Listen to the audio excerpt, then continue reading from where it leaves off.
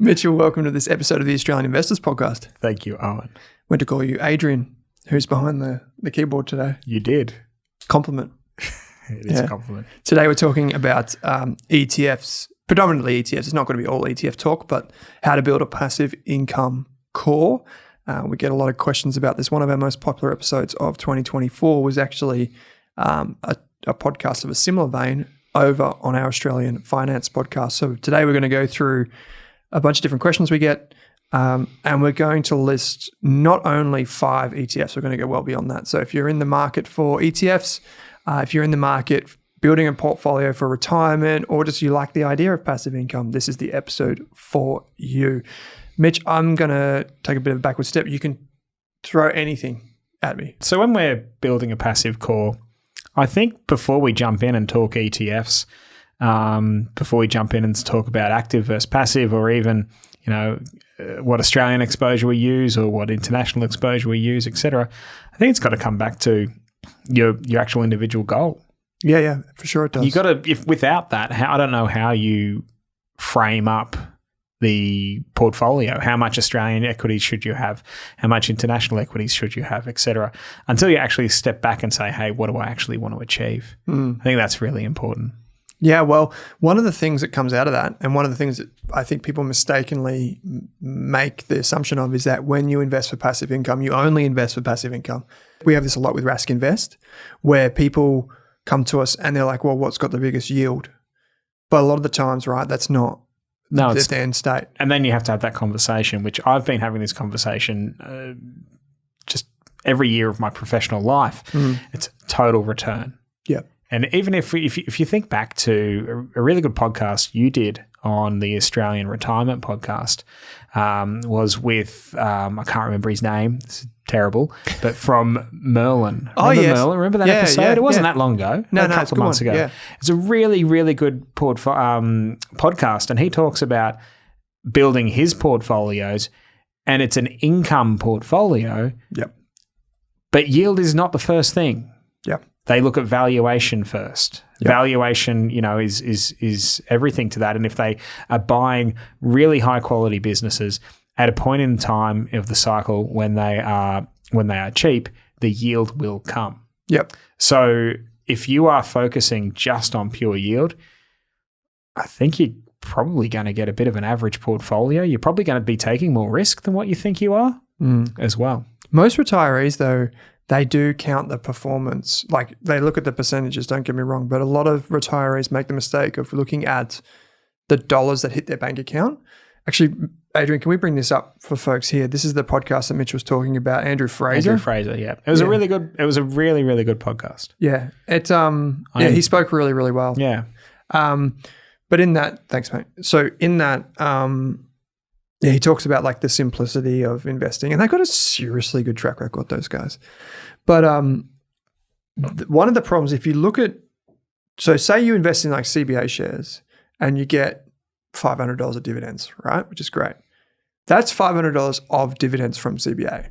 But if you get $500 come from an ETF or a managed fund, that is not $500 of dividends. First of all, we call it a distribution because it comes from a trust, not a company. But second of all, the ETFs, the real estate investment trusts, the managed funds, all these things are required to distribute not just income, but realized capital gains, but gains as well. So you might be thinking, oh, look, I just got $500. Well, no, $200 of that is from the capital gains that have been generated that year, and you just happen to get them. So if you don't have your DRP set up so that you reinvest, you may not know exactly what is income and what is capital coming back to you. Another thing on that is a lot of ETF investors freak out on July 1st every year because their ETF goes from like $10 a share to $9, and they're like, oh, it just fell 10%. Well, that's because they're going to do that distribution to you, so you got to reflect that in the share price. Yeah, so you're going to collect that cash anyway. And one thing that I've learned as well over the years is a lot of people will hold off to receive their dividends. They're like, no, I'm gonna hold this because most of them say, let's say pay quarterly, for example. I'm gonna hold on until I get my dividend, and then I'll head off. Yeah, and it's like it's cash in the ETF, so it's cash in the portfolio. It is baked into the unit price. You are getting it. If you sell before, you're still getting the value, Yeah. so to speak, because it's baked into that unit price. Yes, exactly. So there's no real need to market time with these things whatsoever.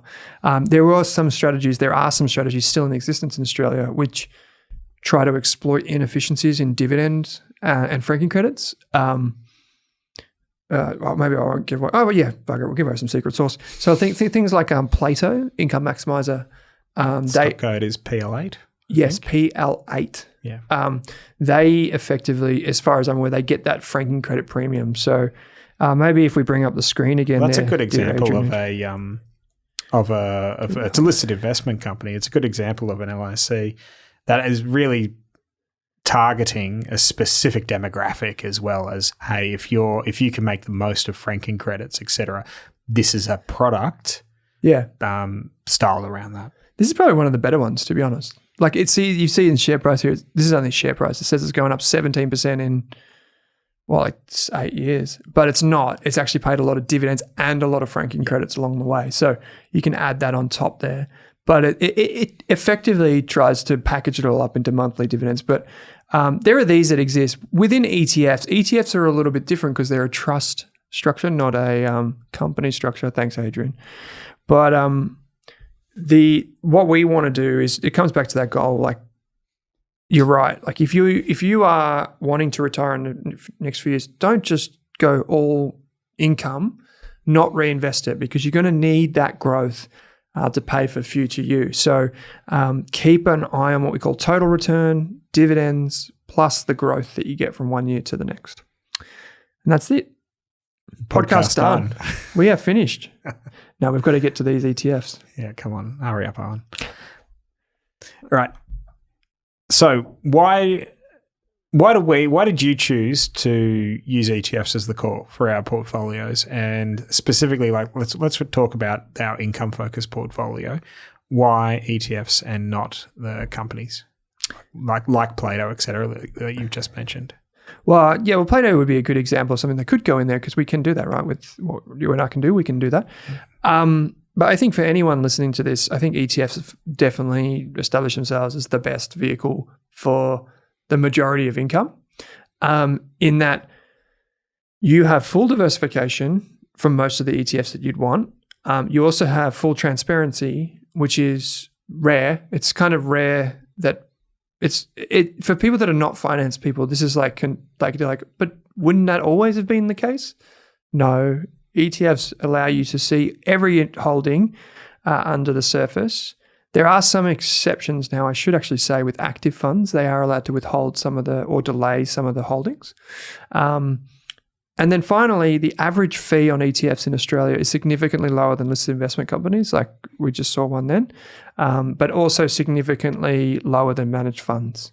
So an ETF is effectively allowing you to get the best of all of the things, packaged up, cheaper, fully transparent, diversified, and as an added benefit is that you can trade them just by their nature through your brokerage account.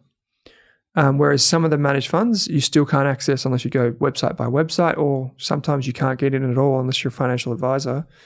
And listed investment companies, I actually see, if Drew was sitting in your seat, Mitch, he would probably disagree with me on this, but I actually think listed investment companies do have a place in some portfolios.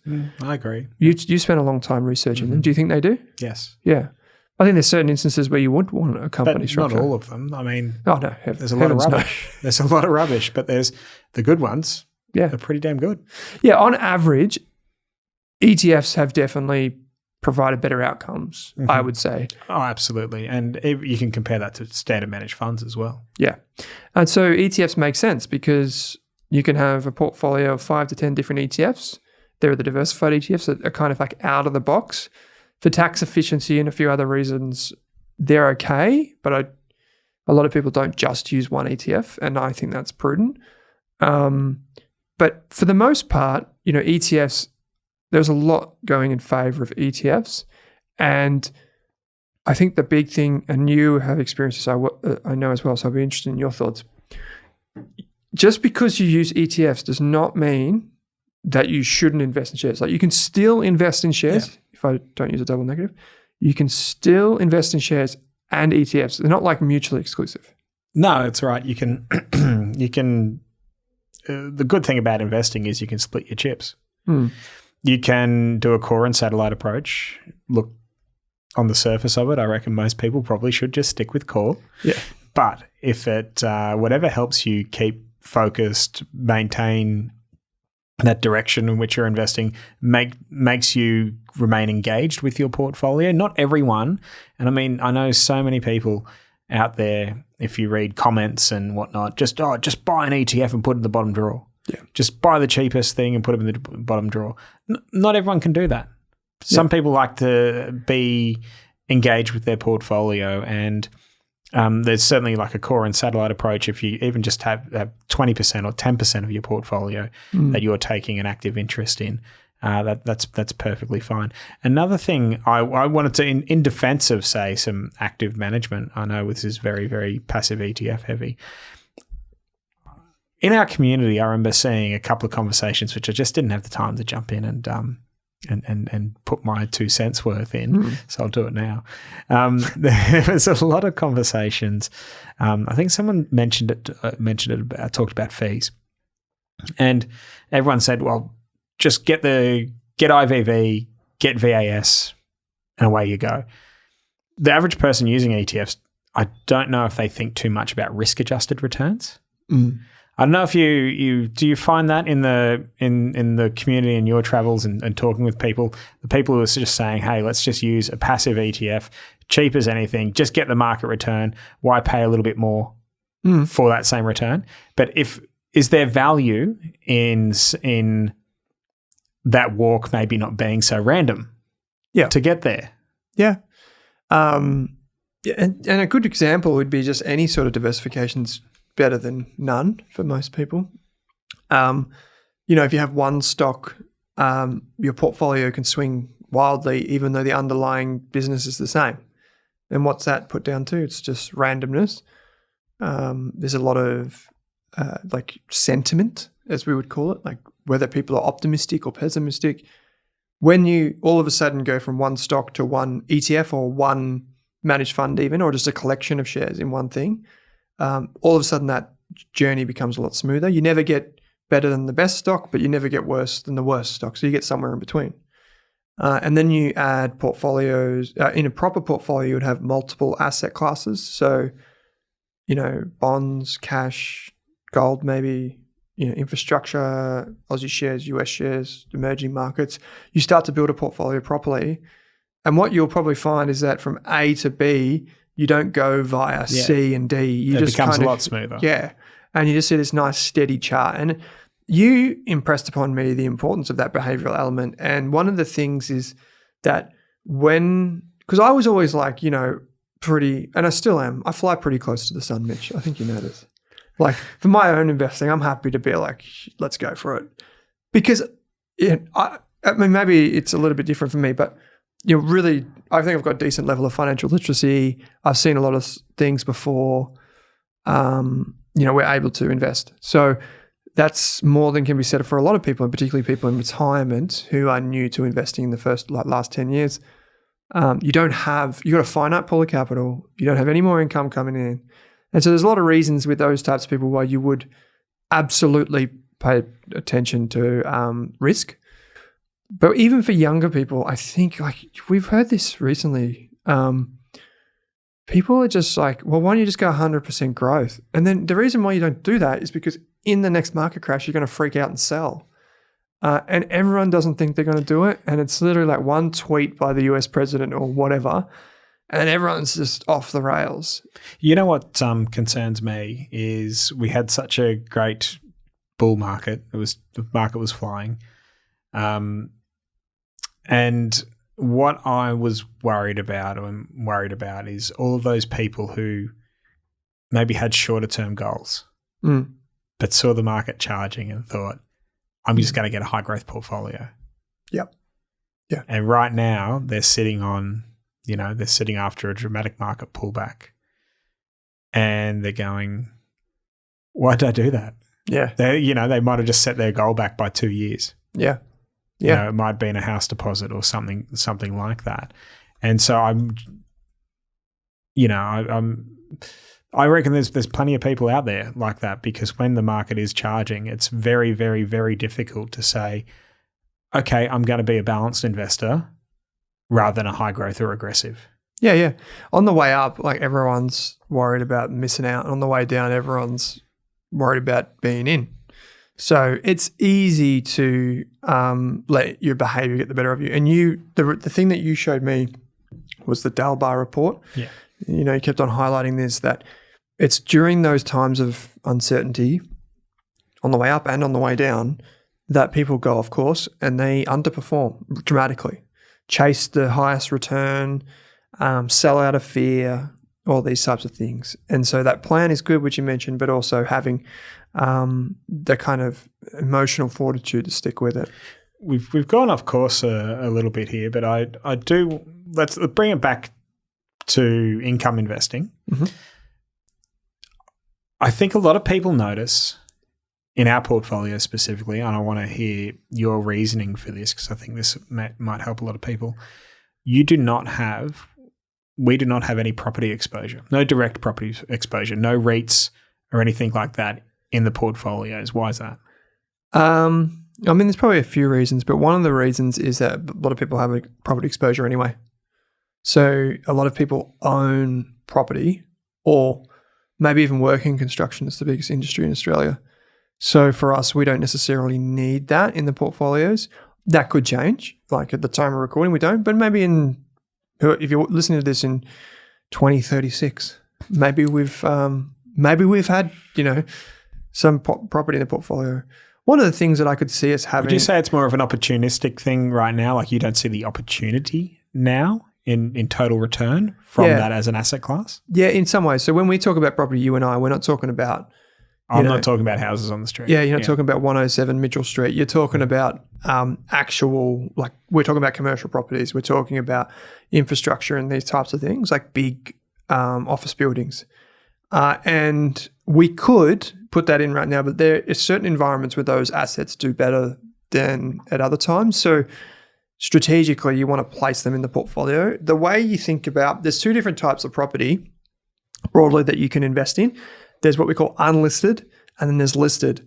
We'll go through one in a second, but effectively, if you have an ETF that invests in property, all it does is it takes the money and then puts it into shares of property companies or into units of property trusts.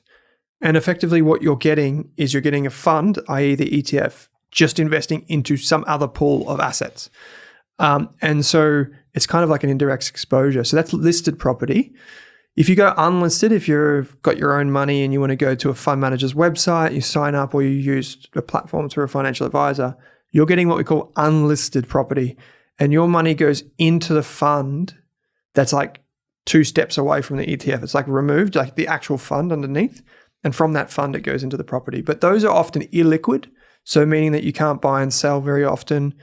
But those are typically the truest form of property because those are the actual funds that hold the property, and they don't mark to market, so they're not giving you a daily price update in your brokerage account. So one of the things actually that happened in 2023, I think it was, maybe end of 2023, we saw that when there are funds, property funds, you can have the one that's like an ETF version or a REIT, and then you can have the one that's unlisted.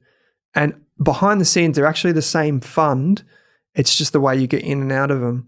And what we found was that the one that was listed on the stock market, that one was bouncing around all over the place because this is when interest rates are going up. Everyone's worried about inflation and so on and so forth. But whereas the one that was unlisted was just kind of like a flat line, then a readjustment on the valuation, then another flat line. And what it highlighted at the time, and for anyone listening to this, is that ultimately the variability, the ups and downs of property prices and the different way that you invest in it determines where it goes in your portfolio.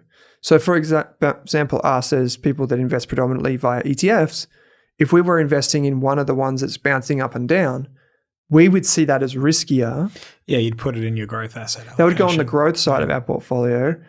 even though it's effectively long-term the same thing, it's more volatile in the short term. Whereas the unlisted one, which we don't invest in because we don't have the capability to just take people's money and go and fill out a form somewhere, in that instance, you might consider it more defensive. I think that a lot of our community have a lot of property.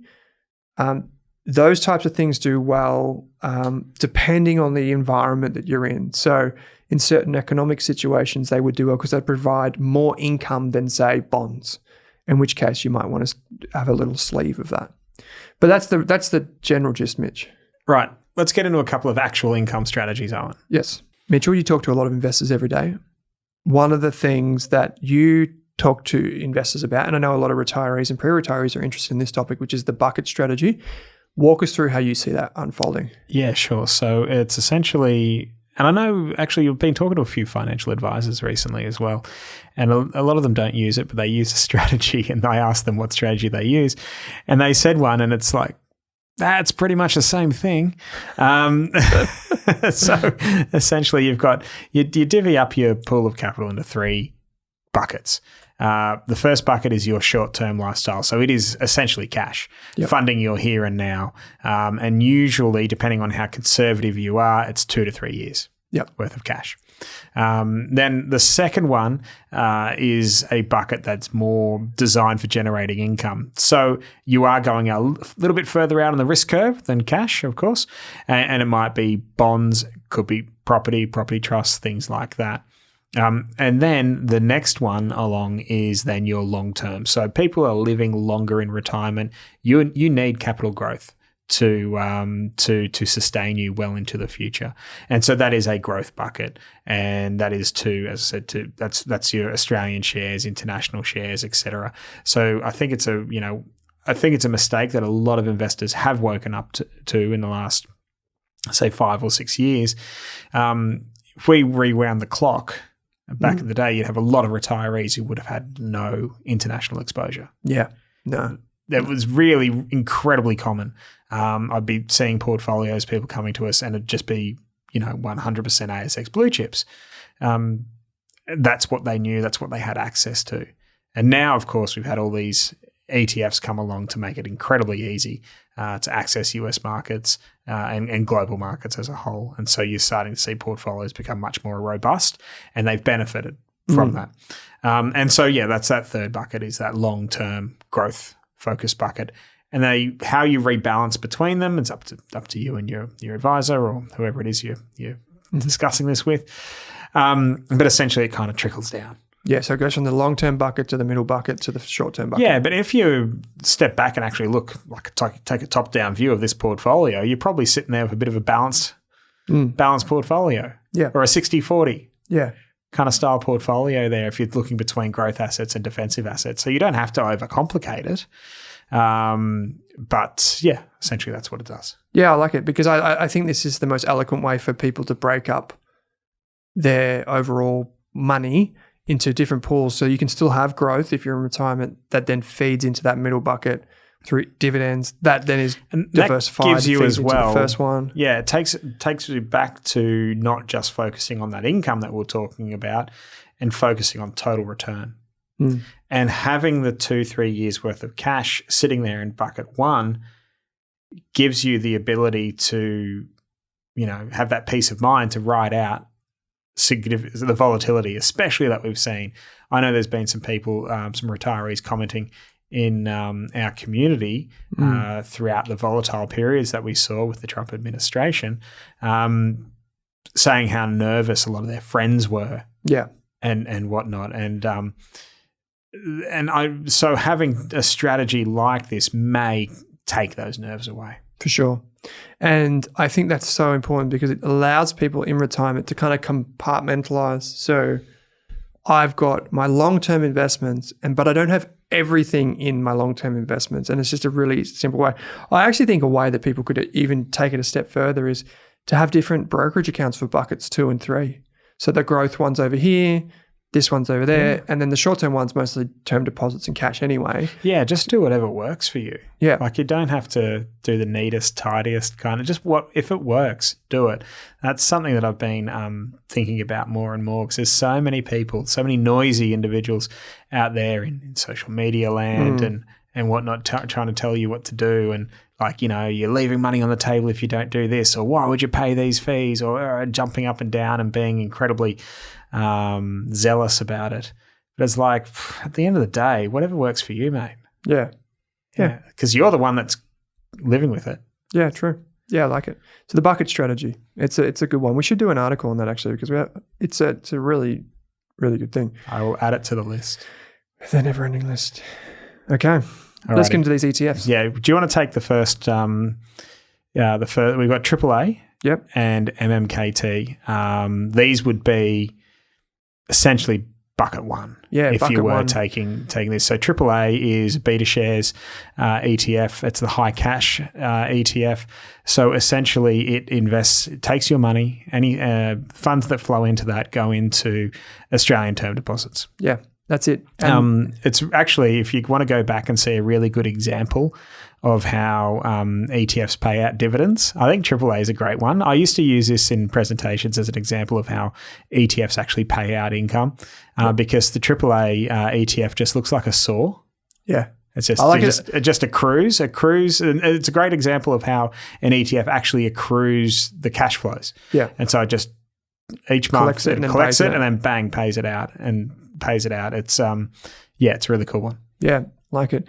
The other one is MMKT, which is an extension of that. So if AAA just takes your money and puts it in a term deposit and pulls it all together, this is an extension in that it allows you to. So if term deposits are like what you and I would use, if we just go to the bank, we put money in a term deposit. Where does a massive corporate go? Well, they go to something in this money market. That's what they call it. They go to this money market and they deposit things for short periods of time. And they might be 30-day deposits. They might be 60 days. They might be 90 days, whatever. Really short term.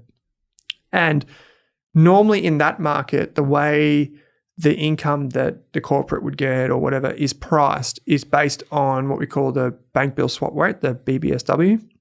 So if that's too much gobbledygook, just imagine it's above the interest rates that you would get if from the RBA, the Reserve Bank of Australia, or maybe even slightly above what a term deposit would get, because a term deposit is government guaranteed up to 250 grand at most banks, right? So these institutions don't have 250 grand. They've got 200 million. Like they've got so much money. They're like pension funds and all this stuff. Like when you get your super, where does the money go when it's between your employer and the super fund? It goes into this imaginary space. Well, it might go into something like this market, right? Where it kind of goes in and then it's cleared through the financial system. And so this ETF, MMKT, basically just gives you access to that. I should actually mention off the top of my head, Beta Shares is a sponsor, a long-term advertising sponsor on our Australian Finance podcast. We're not paid at all to say anything like this. It's just a disclosure. We hold AAA in our portfolios. We don't hold MMKT at the time of recording. But you can get, at the time of recording, you're getting somewhere north of 4% from these two. And so depending on your risk profile and what you want to invest in, this would anywhere for a retiree, I don't know, just putting some numbers out there, Mitch, anywhere from 10% in total up to 20, 30% maybe, depending on your risk profile, right? This is the backstop in the portfolio, really secure. One of the things that we didn't put in here, which maybe we should have, but this episode's about passive income, is that you would probably consider gold also something as very different, doesn't pay any income. I was going to say controversial for an income podcast. But you would probably include something like that as purely like a risk off thing, and you could have something in here, just a small amount of gold, and it's just a differentiated type of investment because it won't move in the same direction as anything else. Yeah, I would say we get this question posed to us quite regularly from people saying, why would I use AAA? Right? When they could use a high interest savings account themselves and get, not pay any brokerage to get into it, and also potentially get a potentially better rate. as well. Because most brokerage accounts don't pay interest. So as financial advisors, as professional investors, even as individuals, if you've got money just sitting there, you don't leave it in the cash. This is sitting there. You use AAA or probably MMKT, depending on your risk profile. But you would use something like this and you would just stick money in there. There's another one from iShares, which is a really good cash ETF as well. And you just stick it in there and think about it as a kind of, if the shares sell off, I have really quick access to the money that I could redeploy into the shares at lower prices. It's not about market timing. Well, and you're not having to then transfer from potentially break a term deposit, transfer cash into your trading account, which may be an overnight occurrence. Or even longer, depending on the size of the money. So, and when you do it. So this is one of those real benefits. And the key thing is it's not that much different to a term deposit anyway. So having it in there is pretty simple. And most people over $250,000 per ADI or per bank, they're like, whatever, I'll just use this thing. So they're not as worried as people that have smaller amounts of money. And so MMKT, AAA, and if you wanted to, we won't talk about too much. You could have gold in this real like basic part of a portfolio. Actually, Adrian, can we please bring up the MMKT ETF just so people know which one we're talking about, which is this one here on screen. If we click on the key facts, you can see the fees are pretty much the same as AAA. You can see the performance there. So for people that are watching, aren't watching, it's just kind of like a straight line, pretty smooth for MMKT.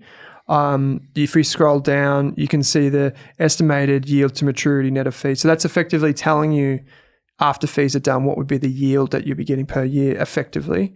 If we I'll bring up AAA here so people can see that, what you would call the saw. I think of it as like a shark's tooth. It kind of like looks like a jagged edge.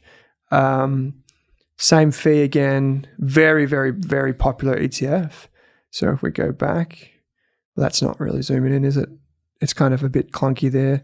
But effectively, what happens with AAA? Well, that's total return as well. So that's when I refer to it as a saw, it's talking about the price like this. And so there you go. Yeah. So if we go, you can kind of see it. It kind of accrues interest, then pays the interest. Accrues interest, pays the interest. Accrues interest, and it will just keep going on there. And the only thing that makes it go up or down through time is the level of interest rates from the government, the RBA. All right, shall we move on? Because this has definitely probably been the longest anyone's ever talked about two cash ETFs on a podcast. Let's keep going. Yeah, cool. Like it. It's like we are now the Australian cash ETF podcast. Riveting stuff. Riveting. It's a dry listen, that one. All right, VBND and IAF. So going up the risk curve slightly here. IAF is the iShares Australian Government Bond ETF. So does what it says it's going to do on the tin there, gives you exposure to Australian government bonds. VBND is the Vanguard Global Aggregate Bond ETF. Gives you exposure around the world to government-issued bonds and investment-grade company bonds as well. I think on the Vanguard website, the fund predominantly invests in bonds that are rated BBB or higher. Yeah. So both ETFs are probably the standard in Australia at the moment.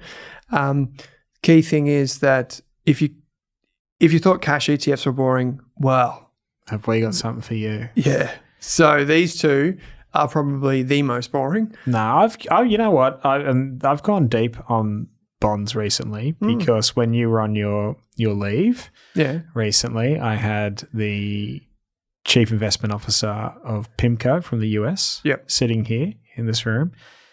And that was an intense conversation. And let's just say, like, I've came out of that interview feeling very inadequate about my exercise regime. And then I had the head of research for FIG, which is, one of the most well-known platforms for bonds here in Australia. And it was really fascinating.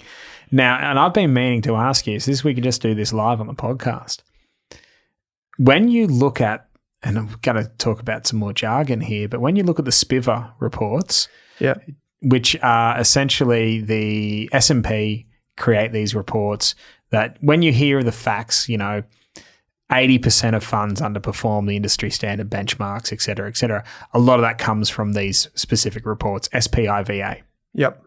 Anyone can Google them, and they release them once a quarter, I think, for all around the world. So, but if you look at it here in Australia, the one that one of the asset classes that comes up where active managers they're still not quite on average outperforming, but where they're adding more value is in the bond market. Yep. So it's very interesting. I know it's just it's because it's top of mind that I've been sitting here talking to these bond guys. However, it does seem I can see this, that I can understand why someone may choose to have an active bond strategy in their portfolio. Yeah, well, we would even consider it. So this is the report you're talking about here. We're looking at a picture of Australia and the number of funds that underperform active investing strategies. That this is equity. index. This is equity. Yeah, but if you did the bonds, you would probably find it'd be higher. Yeah. As in outperformance, or would that number of underperformers would be a lower percentage. Yeah. Yeah. So we would find that. Thanks, Adrian. That in bonds, I don't know the exact figures off the top of my head, but it's nowhere near that. And there are many reasons for that. But one of the things, even with these giant bond ETFs that we're talking about here, very well established and whatever, some of them aren't full replication as well. So meaning that some of the bond ETFs can't go out and buy all the bonds because there's not enough bonds to go around. They're not traded enough. But we would consider using active strategies. The thing is that they're only just now starting to come to the market. Like PIMCO's got one who is, full disclosure, sponsor of our retirement podcast. They've just brought out 4 or 5 and they're probably one of the preeminent providers. Income investors are now getting a good amount of choice. Yeah, which is why we wanted to use ETFs. I should have said that before. That's why we wanted to do this, right? Because now there's over 300 ETFs in Australia and I would guess hundreds and hundreds more before the end of this decade. So literally everyone listening to this, us included, will have everything that we could want in an ETF form or available in our brokerage account otherwise before the end of this decade. And I truly believe that the advantage of using other strategies is going to be minimal because you can still buy shares. You can still buy private equity companies via your brokerage account. So, but if we come back to these 2 bonds in particular, we use them in our portfolios. Boring as anything. Always choose the currency hedged ETF if you're investing in global bonds, because the currency can wipe out any return you get from the bonds themselves. And VBND is hedged. Yeah. Yep. The key thing is that they're defensive. They go on the defensive side. They add to your cash side of your portfolio. And the good thing about bonds for the first time in probably maybe a decade is that they're actually paying decent income. So you can get 3-4% from these as well as a ballast in your portfolio. We saw recently with some volatility, bond ETFs didn't necessarily go up, but they didn't go down when stocks fell hard. And so you could have taken money from your bonds and put it into shares the same way you could with cash ETFs. And I would advocate that we move on because these are quite boring. Good to understand, really important, but leave it to your financial advisor or if you pay someone to do it because that's what a lot of people do, to be honest. They say to us, I'm not interested in bonds. I'm going to go pick some stocks. You guys do this bit for me. I do have a testimonial from one of our very, very first investors who literally said, I get you guys to do the boring stuff. That's fine. Fine by me. All right, moving on. IFRA, which is the Van Eck Global Infrastructure ETF, also hedged. So what does this invest in? It invests in listed infrastructure assets around the world. Yep. Low cost, 0.2% management fee. IFRA has been around for quite a long time. I can't remember the inception date, 2016. So it'd be coming up to 10 years next year. I think it's the biggest passive one. I could be wrong, but I'm pretty sure IFRA is the biggest passive infrastructure in Australia. Right, and essentially, if the exposures you're getting in there, 60-ish% United States, 10% Canada, 6% Australia, 5.9% Spain, and then it trails off. And so sector-wise, you're getting a large chunk of, utilities, transport infrastructure, oil and gas, and REITs, all that kind of stuff in these portfolios all across the world. One of the differences between this and a lot of other things, this is kind of like a halfway between the bonds that we were just talking about and shares or equities, because they're technically linked to shares because they're investing in companies and REITs and stuff. But at the same time, they're a particular type of company that pays consistent income. And the secondary benefit of investing in these types of businesses is that the infrastructure assets, like say a toll road, is indexed to inflation. So like if you go to CityLink here in Melbourne, the M7, whatever your toll road is around the country, next year you'll find that toll road has gone up in price, and sometimes a lot more than inflation. They'll do little cheeky things. And so effectively, normally bonds are at the mercy of inflation, but these things benefit from it, provided that they don't have too much debt. But this is a way to get income, consistent income, from an asset that is similar to shares but different. Yeah. So when you're driving along the freeway seeing your Clive Palmer billboards, oh yeah, that freeway could actually be in the Van Eck portfolio. I'm sure Van Eck would love that. Not a sponsor of the show. All right, Owen. If Clive Palmer wants to sponsor the show, though, leading up to the election, yeah, bring it on. No, I'm kidding. No. Well, maybe. No, I wouldn't. The price is right, Clive. No politicians on the show. Thanks. All right. Next one. This is one you added in here, and we just talked about not having any REITs in our portfolio. Yet CLW. Can you tell us what that is, Owen? Yeah. So this is not a ETF. All the others are ETFs. This is a REIT, a real estate investment trust. So this would just be like the building that we're in right now. I was about to say no individual owns them, but you should see if you go around Melbourne how many individuals own some of these buildings. It's crazy. I don't think there's a bigger flex than going, yeah, I own that entire skyscraper. But people do. Most of us, however, do not. So in our world, what you tend to do is these big buildings are owned by super funds. Like if you go around Sydney, Melbourne, Brisbane, Perth, whatever, you'll see a number of the office buildings have an industry fund logo like Australian Super, Hostplus out the front. And that's not because their staff are in there. It's because the pension fund owns the building. And so what happens is you can invest through an ETF vehicle. You can invest in things like that. Or you can use a REIT, a real estate investment trust. That's what this is. CLW is from Charter Hall. The long whale part just means that the tenants inside the buildings or whatever are locked in for a very long time. We called that the weighted average lease expiry, whale, W-A-L-E. Yeah. People are probably just imagining something from the ocean, but it's the longer the whale, the better, because effectively you're getting your tenants, like your renters of these big buildings, to stay in for as long as possible. And Charter Hall has a very good pedigree. Once again, you benefit from them having consistent income, property prices go up over time. An additional element to consider with this is it's not just offices, it's warehouses, it's service stations, it's all different types of things all rolled into one REIT. I'm glad you cleared up that whale bit. I don't think people are sitting at home thinking that it was maybe just owned fish markets purely. It's just a fish market REIT. Yeah, just the long ones. Yeah. But there is an idea for your Charter Hall. Yeah.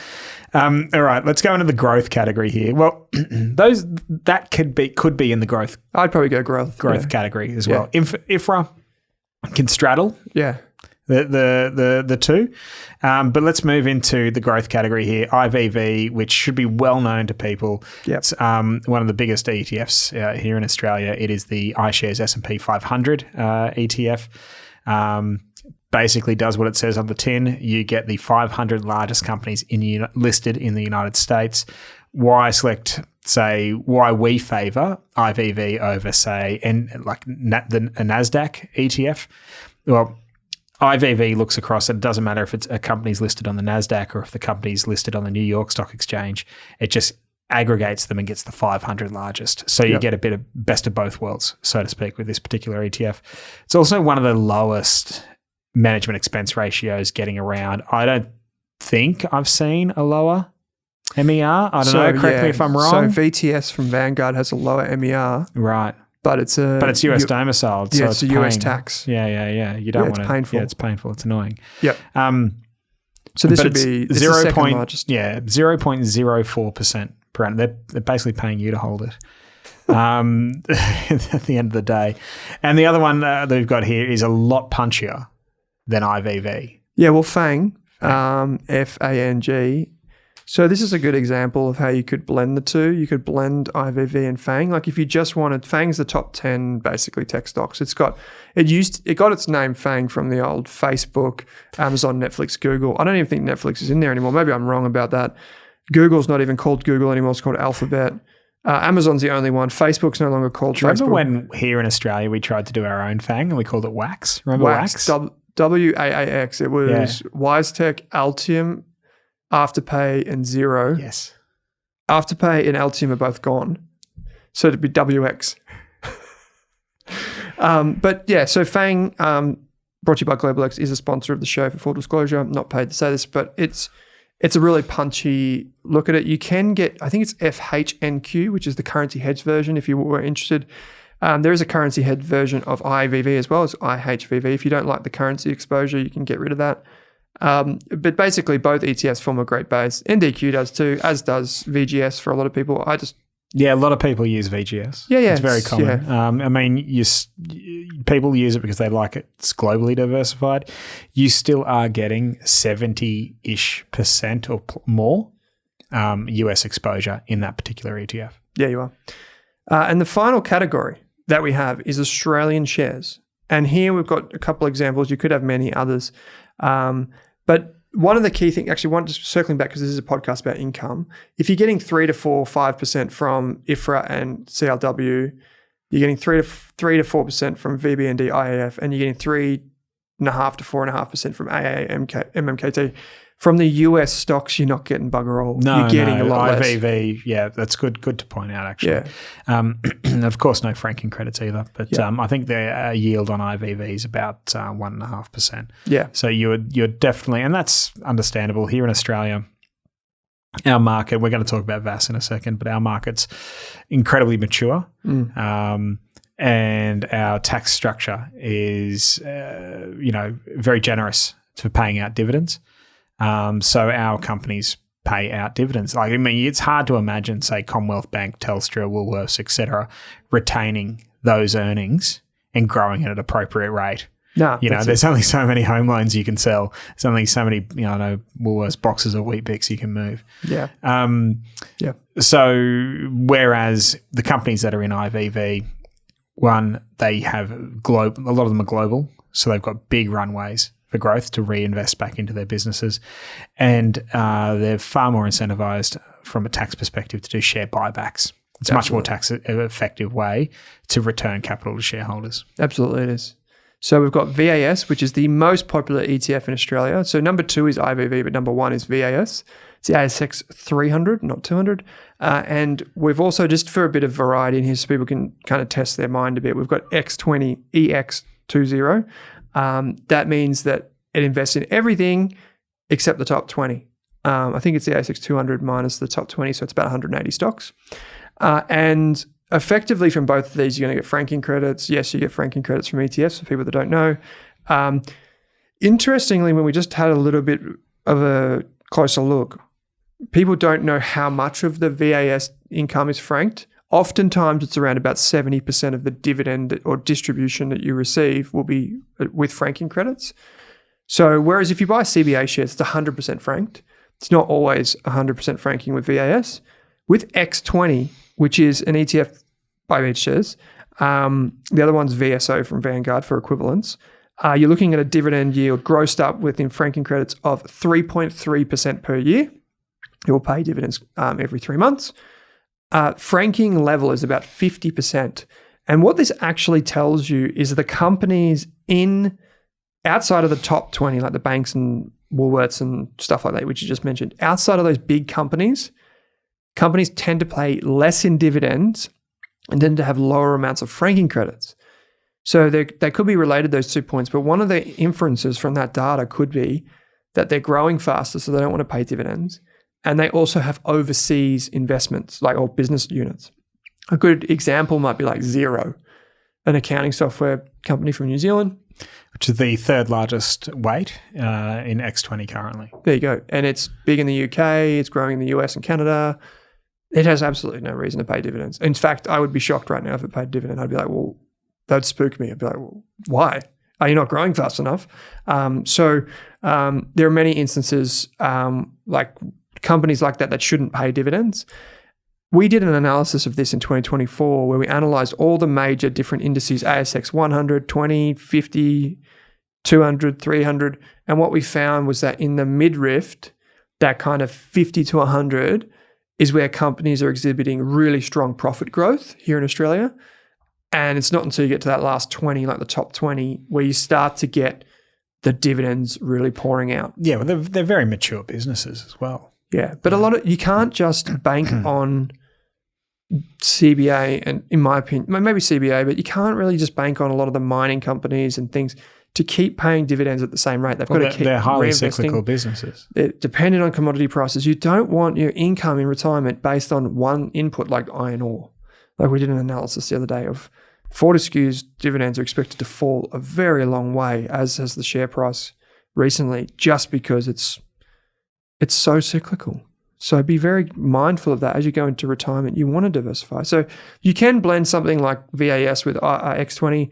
We've talked predominantly about ETFs on this show, but there's absolutely no reason why you can't use an active strategy or buy your own stocks to blend it in here. I would consider most of the stocks outside the ASX 50 or 100 to probably be more satellite positions. So you might want to put that in a different brokerage account or something like that. But you can do that too. Just be mindful of what you already own. Yeah, absolutely. Just be mindful. And if you are going to attempt to pick your own stocks, just understand the work that comes with that. Yeah. It's not a few quick filters and whatnot. We're not trying to say to people, don't do it. But it's just, and maybe start with what you're familiar with, what you're like, what industry do you work in or did you work in? Like, do you have a better understanding of that industry than the average man on the street? That could help lead you in the right direction for picking some suitable names for a portfolio. Hey, Adrian, can we just bring up this final screen here for X20? One of the things that happens with any index that focuses on small and mid-cap companies is that when a company gets to become, so this is the X20, if a company went from number 20 in Australia to number 19, it would be sized out of this ETF. So if Brambles had had a good tear over the next 6 months, you might end up having your best performing stock leave your ETF, which causes taxable gains. But it also means that you may end up missing out on the next thing that goes on to win. So a lot of people come on the show and they say, well, look at the top 20 stocks, how concentrated it is. Well, normally that would happen because they're the biggest and the winners keep on winning. So they stay at the top. But when you have a small cap or a mid cap ETF, the winners can often cycle out and the losers can come in.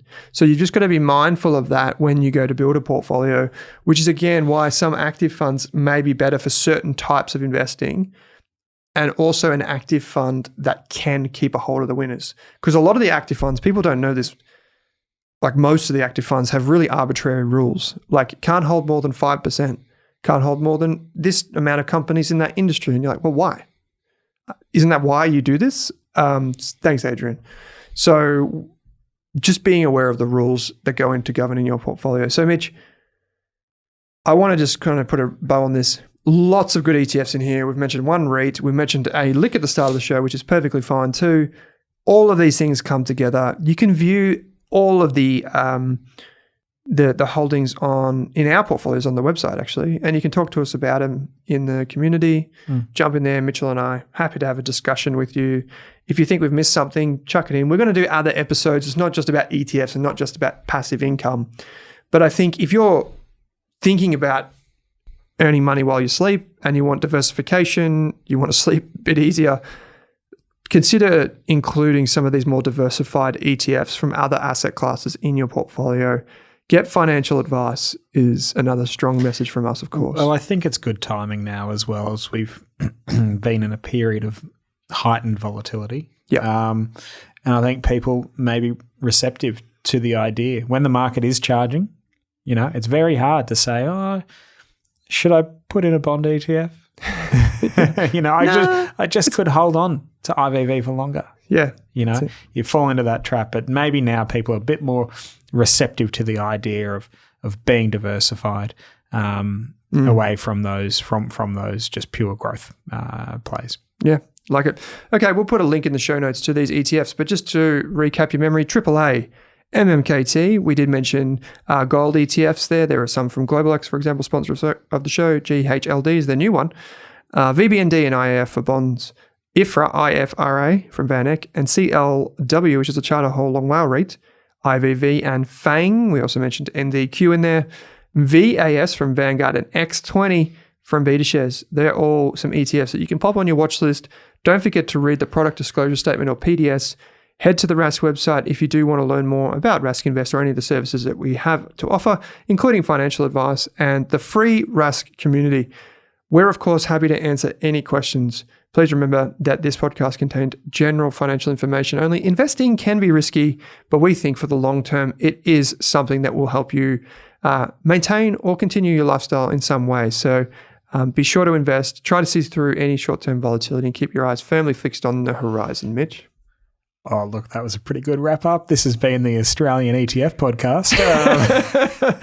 We'll see you in the next episode of the Australian Investors Podcast. Mitch, thanks for joining me. Cheers, Owen. Thanks for watching this video on the Rask Network. While you're here, don't forget to like and subscribe so you can get videos each and every day on business, finance, investing, and so much more.